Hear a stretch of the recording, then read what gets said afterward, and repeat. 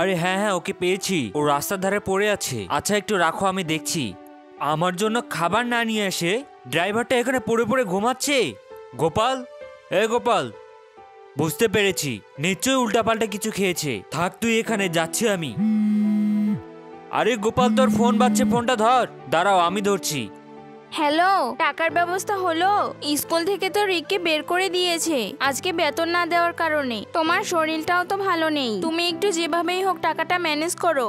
আরে দেখি তো, সত্যিই তো ওর শরীর তো জ্বরে পুড়ে যাচ্ছে। সরি গোপাল, আমি অজান্তেই তোকে অনেক কিছু বলে ফেলেছি। গোপালের জন্য আমাকে কিছু একটা করতে হবে। এই টাকার চিঠিটা এখানে রেখে যাই, ও একটু সুস্থ হলেই দেখতে পাবে। আহ, এই মাথার ব্যথাটা তো কিছুতেই কমছে না। কতক্ষণ ঘুমালাম বুঝতে পারছি না। কটা বাজে? আরে কতটা দেরি হয়ে গেল। স্যার ম্যাডাম তো না খেয়ে রয়েছে। আরে আরে, এটার মধ্যে তো খাবার নেই। টাকা? এতগুলো টাকা কোথা থেকে আসলো?